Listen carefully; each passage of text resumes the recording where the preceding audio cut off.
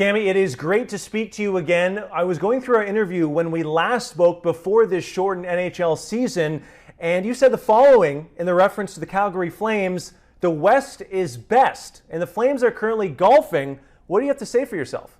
The Flames came out and said, maybe there were some misinterpreted expectations, or some mismanaged expectations might be a better word. I thought they had the best decor in the North Division, and some young players didn't take steps, and things got wild here. You deal with a coach change halfway through this season. The first series we have, of course, the Edmonton Oilers versus the Winnipeg Jets. As you move through this series, who do you see being on top and making it to the final of the North Division? Here's my hot take for this one. I think both teams that lost game one will win the series. Winnipeg did a really great job, and in game one, they did something that they did not do a single time through the regular season: keep Connor McDavid off the score sheet. Are they going to do that 3 more times? I really don't think so. For the Edmonton Oilers, it's pretty simple. Get McDavid and Draisaitl going, and you're going to get wins.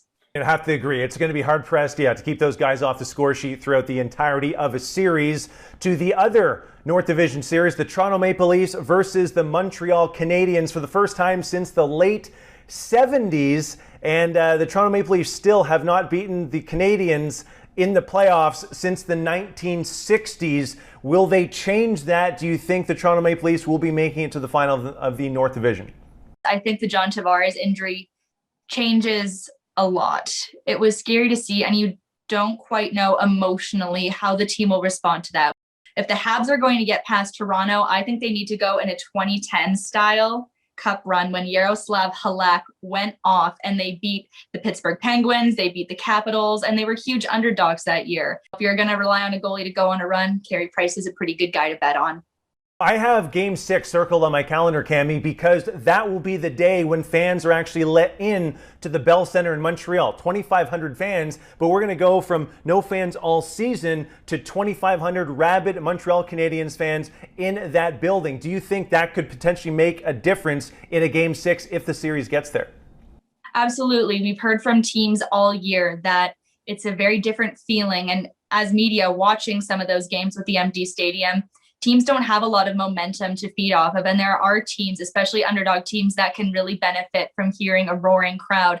Of the 4 North Division teams remaining, Cami, who do you think will be the North Division representative in the Final Four in just coming up in a couple of weeks? I had Toronto, but I'll be honest with you, after game one, I'm not sure how they will recover from that. But you know what? I wouldn't put anything past Edmonton. I think their defense is underrated, even though they had a lot get past them in game one. I'm still hearing West is best from you, Cami, just not in those words necessarily. Maybe. Okay. All right. Okay. Well, that's fair. I do watch them more, but you know what? Maybe I am just leaning a little bit that way. I've watched Connor McDavid a little too much this year, maybe.